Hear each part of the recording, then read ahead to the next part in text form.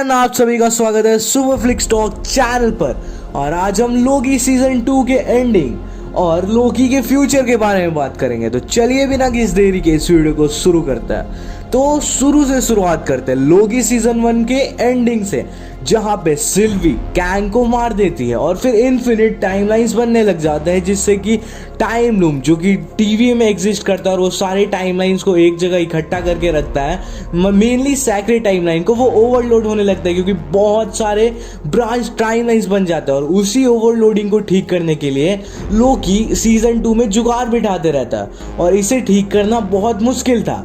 लेकिन जब मुश्किल से वो टाइम लूम को ठीक भी कर देता है और उसे एक्सपैंड भी कर देता है, तब भी कुछ फायदा नहीं होता।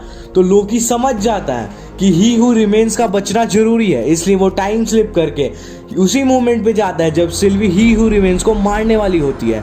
उसे तब तक पता चल जाता है कि ही हु रिमेन्स के बिना कुछ पॉसिबल ही नहीं है, इसलिए वो सिल्वी को उसे मारने से रोकता है। लोकी लाखों बार ट्राई करता है, लेकिन हर बार सिल्वी ही हु रिमेन्स को मार ही देती है। लेकिन एक बार कैंग टाइम को पॉज कर देता है और फिर उसके और लोकी के बीच में कॉन्वर्सेशन होती है और कैंग लोकी को बोलता है कि टाइम लूम कभी इतने सारे ब्रांच टाइमलाइंस को इकट्ठा करने के लिए बनाया ही नहीं गया था, वो बस सैक्रेड टाइमलाइन के लिए बनाया गया था।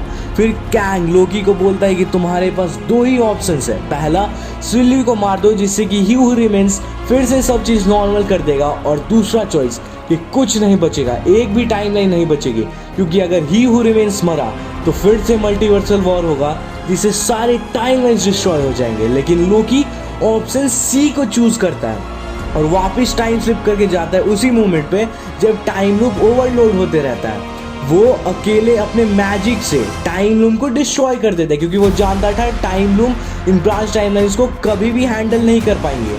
और जब टाइम लूम फटने ही वाला होता है, वहाँ पे वो अपने मैजिक से टाइम लूम को डिस्ट्रॉय कर देता है और फिर वो सारे टाइमलाइंस को, ब्रांच टाइमलाइन, सैक्रेड टाइमलाइंस को खुद लेकर कैंग के थ्रोन पे बैठ जाता है और वापस से सब चीज़ें नॉर्मल हो जाती है। टीवी अपना काम करने लगता है, सारे ब्रांच टाइमलाइंस भी डिस्ट्रॉय नहीं होते हैं, क्योंकि लोकी एक नया स्ट्रक्चर बना देता है टाइमलाइंस का। पहले टाइमलाइन का स्ट्रक्चर था एक स्ट्रेट लाइन जो कि सैक्रेड लाइन चलते रहता था, लेकिन लोकी उसे एक ट्री का फॉर्म दे देता है, जिससे ब्रांच टाइमलाइंस बहुत सारी एक ट्री के फॉर्म में जाती है और कोई डिस्ट्रॉय भी नहीं होती है। लोकी एपिसोड 5 में बोलता है कि उसे अकेला नहीं रहना और उसे बस अपने दोस्त चाहिए, लेकिन एपिसोड 6 के एंड में वो अकेला at the end of the time में रहता है। ये लोकी का ग्लोरियस पर्पस था, जो कि इस एपिसोड का नाम भी था द ग्लोरियस पर्पस। वो इस एपिसोड में कहता भी है कि the last thing I care about is the throne, लेकिन थ्रोन पे बैठना ही उसका ग्लोरियस पर्पस था। तो क्या अब मल्टीवर्सल वॉर रुक गया क्योंकि अब ही हु रिमेन्स नहीं है कंट्रोल और लोकी के पास कंट्रोल है? बिल्कुल नहीं, मल्टीवर्सल वॉर अब शुरू होगा, क्योंकि अब बस सैक्रेड टाइम नहीं है, अब ब्रांच टाइमलाइंस करोड़ों की गिनती में है। और ब्रांच टाइमलाइंस करोड़ों है, मतलब कैंग के वेरिएंट्स भी करोड़ में होंगे।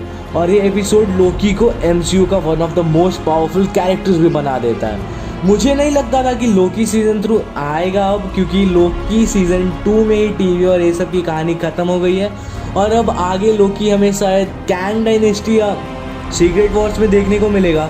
लोकी सीजन 2 कुछ सालों में आए हुए मार्वल के प्रोजेक्ट्स में बेस्ट था। सीजन 2 सीजन 1 से भी अच्छा था। किसी ने नहीं सोचा था कि सीजन 2 सीजन 1 जो कि इतना बढ़िया था उससे बेटर होगा, और ये था। क्या हमने कभी सोचा होगा कि वो लोकी जो 2012 में न्यूयॉर्क को तबाह कर रहा था, वही लोकी एक दिन अकेले at the end of the time में बैठकर सारे टाइमलाइंस को एक साथ रखे होगा? नहीं ना। लेकिन इसी वजह से तो हम मार्वल से प्यार करते हैं। लोकी सीजन 2 आज तक आए हुए बेस्ट एमसीयू शो है आज तक। मतलब कि वांडा विजन, फैल्कन, ये सब से तो बाई फार बहुत अच्छा है। अब हम वेट ही कर सकते हैं कि आगे की स्टोरी जानने के लिए कि लोकी अब कहाँ पे आएगा, कैंग के वेरिएंट्स कैसे अटैक करेंगे इन टाइमलाइंस पे।